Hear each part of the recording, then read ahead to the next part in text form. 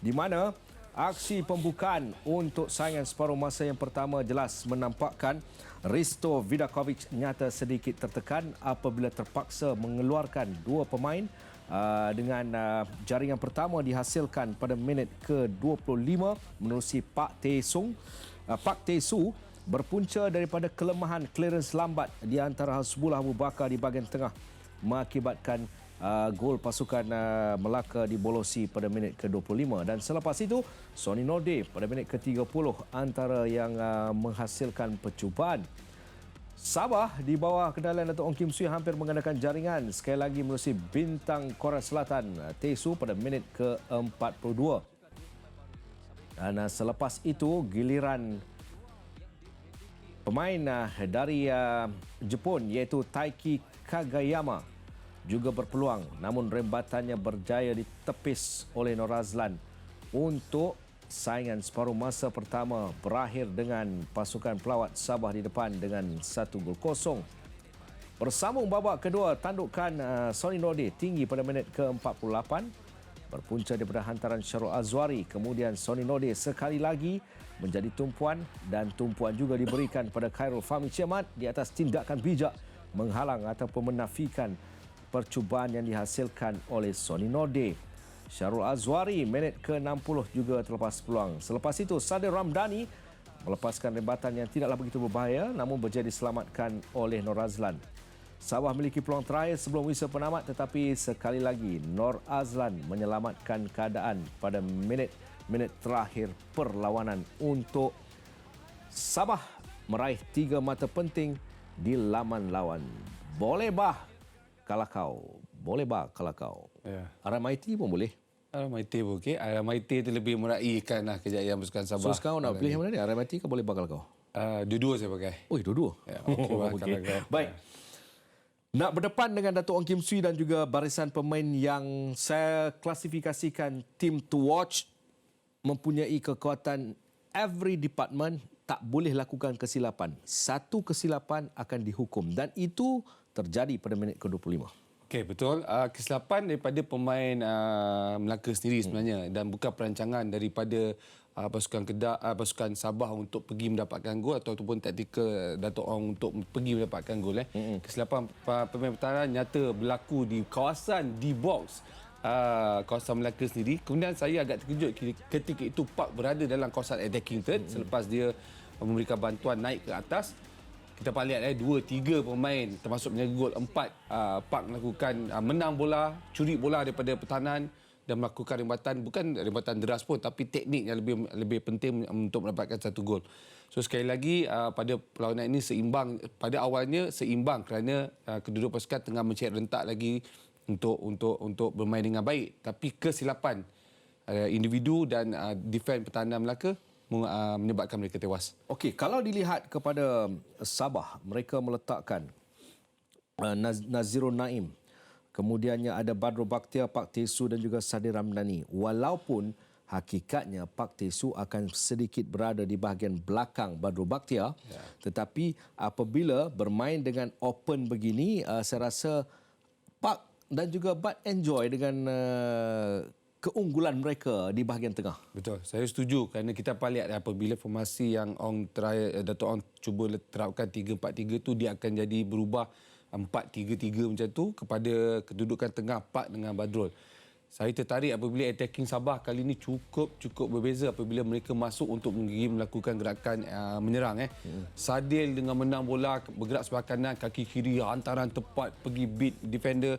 Kemudian yang break the defender sebenarnya di bahagian attacking pasukan Sabah punya player adalah saya memuji Taiki sebenarnya. Taiki Kagayama ni kerana dia yang akan terima bola di belakang pemain pertahanan pasukan Melaka dan dia membuat larian break defender apabila Bad through ball, Sadir through ball dekat bahagian tengah. So saya rasa ini menyebabkan kita dapat tengok tersusunnya ada pergerakan pasukan Sabah di bahagian attacking dengan baik dan kedudukan itu menyebabkan Park naik ke atas sikit dan menang bola apabila kesilapan pasukan Melaka berlaku. Beberapa kali dia park diri dia kan di bahagian attacking. Ya, betul. Saya rasa bila you lose marking pada individu yang bila you terlalu beri keutamaan kepada di mana kedudukan Badrul Bakhtiar, di mana kedudukan Sadir Ramdhani. Ia sebenarnya memudahkan tugas Sabah ni. Betul.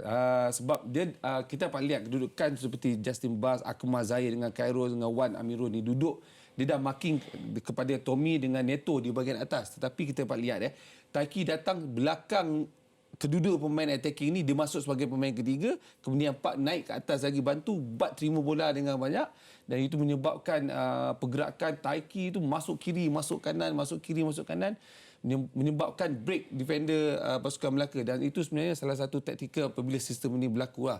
Dan sekali lagi apabila pergerakan Sadil ni sebenarnya yang banyak yang melakukan gerakan individu, skill dia menggunakan kaki kiri ni yang menyebabkan mereka menguasai penuh di bahagian attacking. Okey, kita bicara sikit tentang Melaka United. Risto Vidakovic selepas meraih satu mata di Pulau Mutiara pada perlawanan tempoh hari. Hari ini Risto dengan 4-3-3, tetapi saya agak terkejut apabila di awal saingan separuh masa yang pertama dia sudah melihat bahawa dua pemain yang saya akan maksudkan ini terpaksa dibawa keluar lebih awal, iaitu Manuel Oti digantikan dengan Wan Zarul Nizam ataupun kecil, Faizal Talib digantikan dengan Syarul Azwari.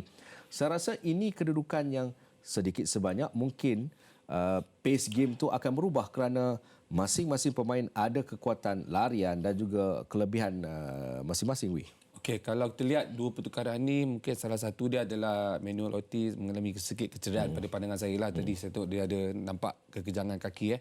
Tapi dua pertukaran ini di bahagian attacking berlaku. Tapi selepas tu ada penambahan attacking yang membantu Mayu di bahagian atas terutamanya untuk dapatkan bola. Tapi pada masa sama kita dapat lihat bila perkara ini pemain kekurangan itu Adriano tidak ada dalam pasukan, menyukarkan Melaka terima bola di bahagian tengah untuk naik ke atas. Sani Nordin sebenarnya bagi saya masih lagi pemain yang kena mark dengan pasukan Sabah. Mereka tahu menutup Sani Nordin ni untuk melakukan hantaran dan larian itu lebih penting. Tapi kalau dalam keadaan begitu, saya lihat ada 2-3 kali percubaan.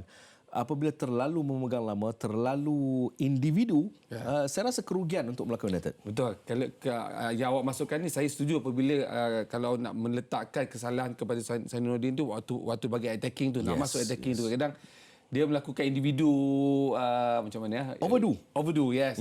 Yang melambatkan, bukan melambatkan, mempercepatkan ketika di attacking, tapi lambat untuk membuat hantaran kepada kawan ataupun bergerakkan itu menyebabkan mereka sukar nak masuk tembus defend Sabah. Overall, midfield pasukan Melaka hari ini diketuai oleh Sony Node, Sebulah dan juga Fakrullah. Saya tak nampak sebenarnya mereka menang dekat kawasan tengah lah. Sekali lagi kelibat pemain port mereka, Adiano saya anggap sebagai penggerak tu tak ada kat situ, menyebabkan mereka sukar. Sebulah lepas tu Fakrullah bersaing saja. Mereka bersaing saja untuk menang kat bola tengah, terutama mereka nak kena menyekat Park dengan Bat dekat bahagian tengah. So saya rasa ini menyukarkan mereka menambahkan untuk pergi attacking kerana mereka terpaksa bertahan lebih banyak daripada melakukan attacking.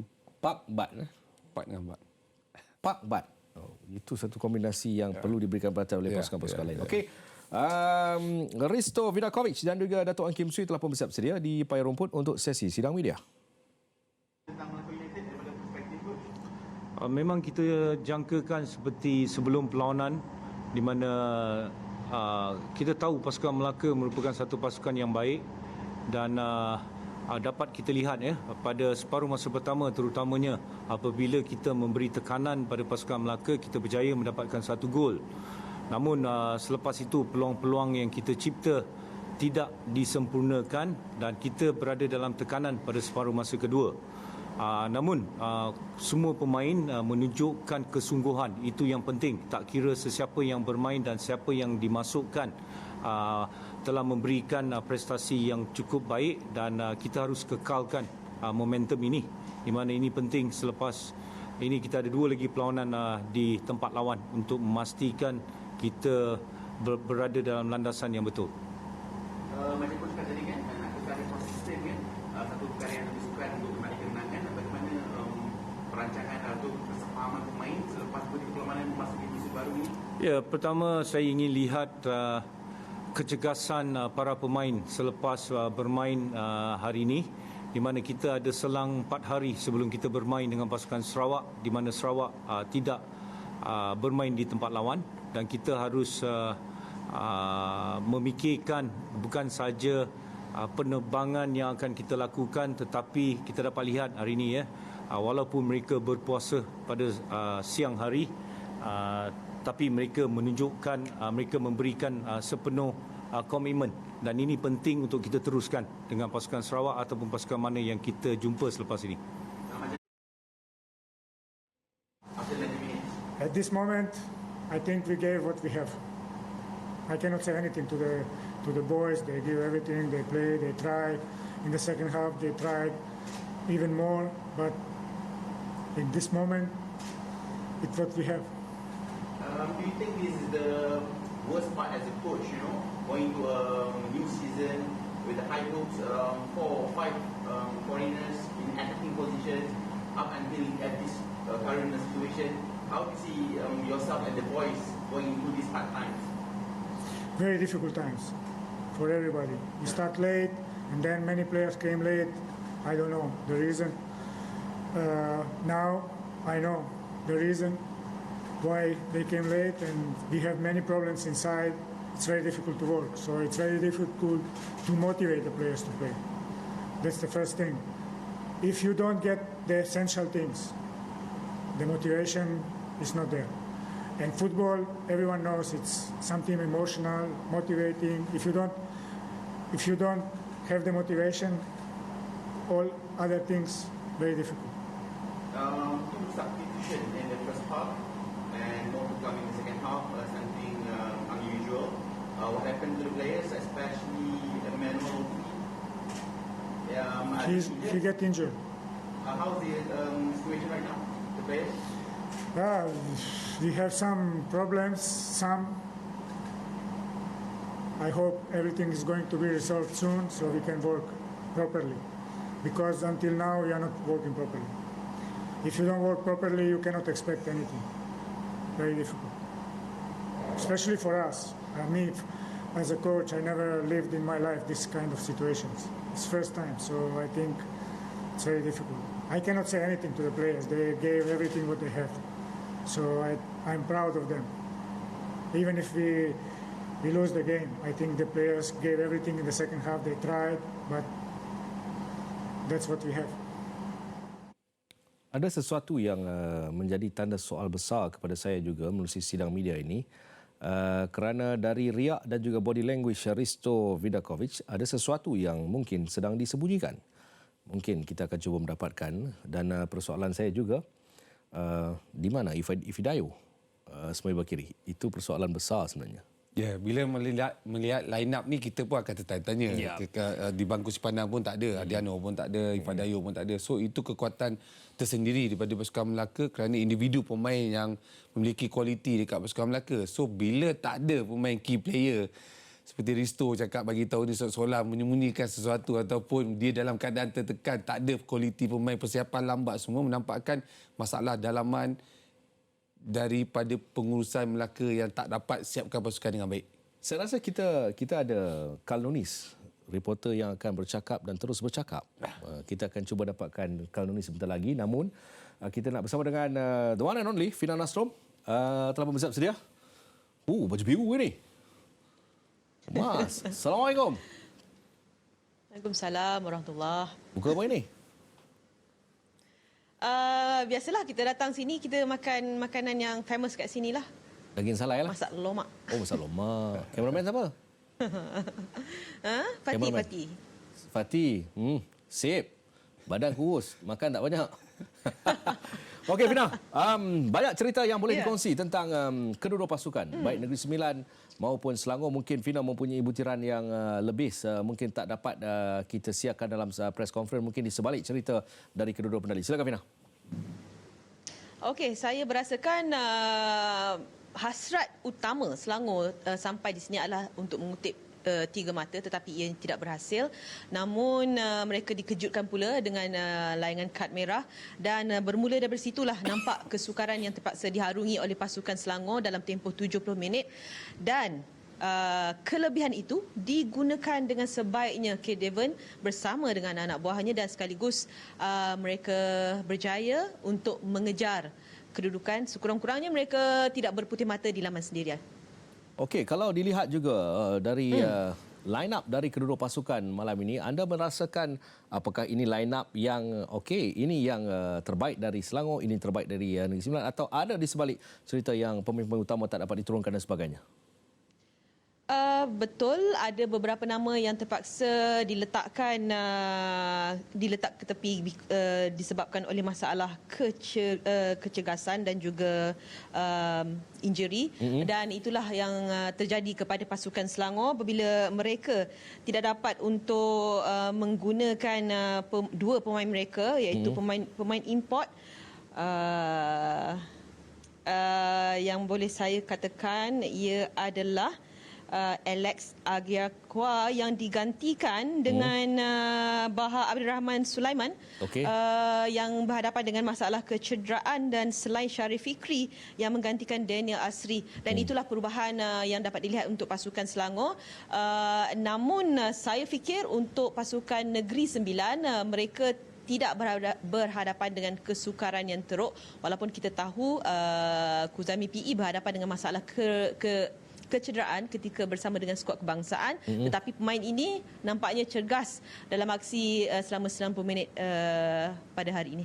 Okey, next game ke mana, Fina? Di KL saja. Oh, di KL saja. Bulan puasa memang ambil KL je Oh, okey. Kena tanya bos. Okey, baik. Fina, Fatih, terima kasih banyak. Selamat pulang ke ibu kota. Terima kasih. Terima kasih. Baik.